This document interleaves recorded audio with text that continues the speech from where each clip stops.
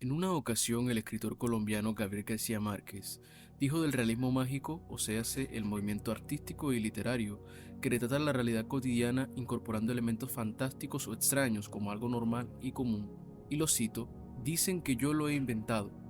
pero yo solo soy el notario de la realidad colombiana. Incluso hay cosas reales que tengo que desechar porque sé que no se pueden creer.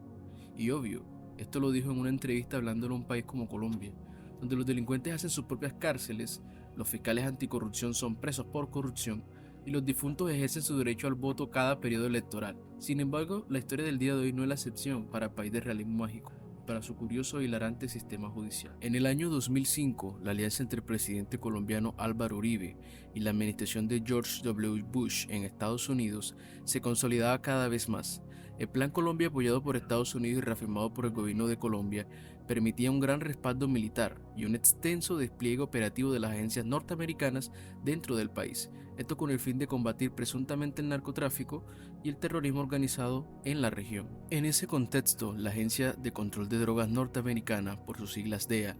había iniciado operaciones de interceptación de comunicaciones y llamadas telefónicas en Barranquilla. Era común ver avionetas sin serial sobrevolando el territorio de Barranquilla, en zonas pobladas y no pobladas, acaudaladas y pobres. Estaban tras la pista de un acaudalado narcotraficante llamado Juan Vicente Gómez Castrillón, alias Juanvi, que según informes de agentes encubiertos de la DEA era un hombre caucásico, hispano y latino, que se ocultaba en barrios pobres para mantener sus pasos en bajo perfil y que sus millones de dólares obtenidos del tráfico no llamaran la atención de las autoridades. Un día como cualquier otro, los sistemas de software espía de la DEA que se utilizaban para monitorear llamadas desde avionetas en el cielo, cabinas telefónicas en tierra y centros de difusión radiofónica propiedad de la DEA, mediante la captación de palabras clave durante las llamadas telefónicas entre delincuentes, como harina blanca para referirse a drogas duras, verdes para dólares, plata para dinero y aguacates obviamente para referirse a los policías. Ese día se registró una llamada cuyo origen era el barrio Villanueva en Barranquilla, que es un barrio por todos conocido por ser una zona cercana a un corredor portuario, ser un barrio azotado por la extrema pobreza de sus habitantes, azotado por la contaminación por carbón y por los riesgos en materia de saneamiento básico y vivienda. La llamada en cuestión se realizó desde un Nokia 1100 de un puesto de venta de minutos cercano al barrio Villanueva, que según declaraciones posteriores de la DEA, la llamada transcurrió de la siguiente manera. Aló, señor Gabriel, mire, necesito 50 plátanos verdes para una fiesta para la Semana Santa. ¿De casualidad los tiene, mijo? Listo, don Juan, yo mismo le llevo los 7 kilos a su casa. Tenga la plata lista, por favor, paso por la tarde. Listo, mijo, lo espero pues. Chao. Hasta este punto te estarás preguntando qué hay de errado en la llamada, pues curiosamente a la DEA le llamó tanto la atención esta llamada porque ingenuamente pensaron que tanto el señor Gabriel, que era un pobre vendedor de plátanos informal del barrio Villanueva, y el señor Juan Vicente estaban hablando en código, y que 50 plátanos verdes querían decir dólares y que la supuesta fiesta donde necesitaban tales plátanos era un presunto intercambio de drogas por dólares. Con esa mera sospecha y confusión total, la DEA organizó uno de los operativos más extraños y rápidos de su historia. En mayo de ese año enviaron una nota verbal al Ministerio de Relaciones Exteriores de Colombia solicitando la detención del señor Gabriel Consuegra, el vendedor de plátanos, para su extradición, la cual fue remitida rápidamente a la Fiscalía General de la Nación, que supuestamente verificó los datos del señor Gabriel, pasando por alto datos sensibles que son de vital importancia, como que el señor Gabriel le habían cerrado cuentas bancarias por falta de pago o capacidad de pago, certificados clínicos que demostraban que era una persona con problemas cardíacos y de avanzada edad, su inclusión como beneficiario en programas de calificación de pobreza del gobierno colombiano y los múltiples testimonios de vecinos del barrio Villanueva que aseguraban de buena fe que el señor Gabriel era un simple vendedor de plátanos que con dificultad llegaba a fin de mes para alimentarse a sí mismo y a su familia. Nada de esto pareció convencer a la fiscalía de la precariedad en la que vivía el señor Gabriel en el barrio Villanueva, con lo cual a principios de junio giró orden de captura contra el señor Gabriel por tráfico de estupefacientes y concierto para delinquir.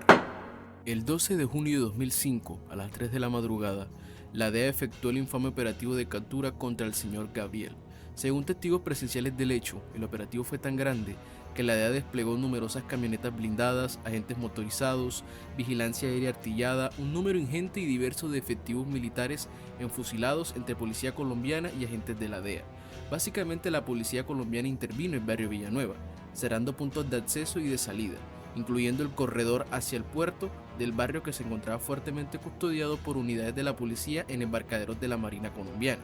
Adicionalmente, según los testimonios, cuando los efectivos en tierra de la policía y la DEA llegaron a la casa del señor Gabriel, se toparon en la terraza de la casa con la carretilla con la que él vendía los plátanos por el barrio. Estaba amarrada con una soga a una columna de la casa y parece ser, curiosamente, que era el único vehículo de escape de la casa, debido a que el señor Gabriel no tenía carro, ni moto, ni bicicleta, solamente su instrumento de trabajo. Acto seguido, las autoridades tocaron sin violencia la puerta de la casa y fueron recibidos por el hijo del señor Gabriel, que tenía el mismo nombre que su padre. Este les preguntó a quién buscaban, a lo que un agente de la DEA contestó al señor Gabriel Consuegra. No pasaron ni 2 segundos de esto cuando el hijo fue arrestado y el señor Gabriel padre fue sacado a la fuerza de sus cobijas con las cuales se hallaba durmiendo en su cama. Actualmente no se tiene registro de las conversaciones que se tuvieron esa noche, pero se sabe que tanto Gabriel Consuegra padre como hijo estuvieron alegando durante todo el procedimiento de captura, con la consternación de no saber de qué se les acusaba exactamente. 5 horas más tarde, la DEA tomó un vuelo con los capturados desde el aeropuerto Ernesto Cortizo en Barranquilla hacia El Dorado en Bogotá, para viajar sin escalas hasta Nueva York. Y ya estando en Bogotá, se les colocó a ambos capturados sus respectivos chalecos de la DEA y fueron llevados al centro de detención metropolitano en Brooklyn, a la espera de su juicio en el Tribunal Meridional de Nueva York. Ya en el juicio de la lectura de los cargos, tanto padre como hijo por fin conocieron cuáles eran los cargos por los cuales los habían extraditado y sacado de Colombia. Sobre ellos pesaban gravísimos cargos de lavado de dinero y tráfico de drogas. Además, como no hablaban inglés, el Tribunal de Nueva York tuvo que asignarles un abogado de oficio de ascendencia latina que les tradujera todo el proceso durante el juicio. Este abogado de ascendencia latina, lejos de ayudarlos a demostrar su inocencia, como todas las pruebas indicaban, prefirió arreglar un acuerdo con la Fiscalía del Estado de Nueva York, donde los acusados solo pagarían 2 años de cárcel por los delitos que presuntamente habían cometido, con la garantía de retorno a Colombia. Por su parte, los acusados sabían que eran a todas luces víctimas de una injusticia, pero aceptaban presionar dicho acuerdo por considerar que era el mal menor estar 2 años en prisión que enfrentarse a un juicio más largo donde la condena no sería tan gentil con su regreso a Colombia. Ya estando en la cárcel cumpliendo su condena en el MDC en Brooklyn, Gabriel Consuegra padre pasaba los días acostado en la cama de su celda debido a que sus problemas cardíacos se habían agravado por la presión mental y el estrés emocional de su situación. Desde la ventana de su celda, que daba la vista a la calle, miraba el alambrado de sus muros y pensaba que su sueño de viajar al exterior se había cumplido en las peores circunstancias posibles e inimaginables, lo cual lo deprimía inmensamente. En cambio, en el bloque sur, Gabriel Consuegra hijo, más joven y vital que su viejo, mataba los días de su condena limpiando con un trapeador los chorros de sangre que quedaban en el piso del patio de la cárcel después de apuñalamientos o peleas entre los reos de un bloque de celdas alejado del de su padre.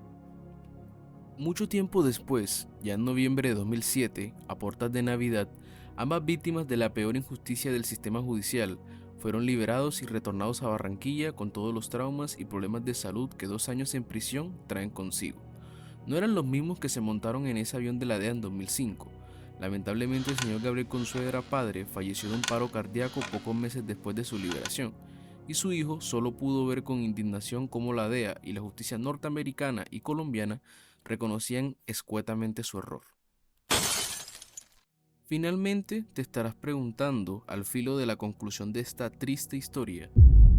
¿quién era Juan Vicente Castellón, alias Juanvi, que era el objetivo real de la DEA para extraditar y si realmente lo extraditaron? Pues resulta que todo se trató de una confusión entre los informantes, los agentes encubiertos de la DEA y la propia DEA, confusión que fue aclarada rigurosamente por la Corte Suprema de Justicia de Colombia, tiempo después de la liberación de los Consuegra, padre e hijo. La Corte verificó que la solicitud de extradición de alias Juanvi tenía un error. Su segundo apellido no era Castellón, sino Castrillón, es decir, que se habían equivocado de objetivo. Estaban persiguiendo a otra persona que nada que ver con los delitos de alias Juanvi. Adicionalmente, nunca lo pudieron atrapar, siendo el objetivo real. Además de la interceptación telefónica que se le hizo al señor Gabriel y el señor Juan Vicente, que además fue lícita, pues no se trataba de 2 presuntos narcotraficantes negociando, sino en cambio de 2 particulares haciendo un arreglo de plátanos verdes por dinero colombiano para una fiesta a puertas de Semana Santa. Estas historias se repiten y se repiten todo el tiempo.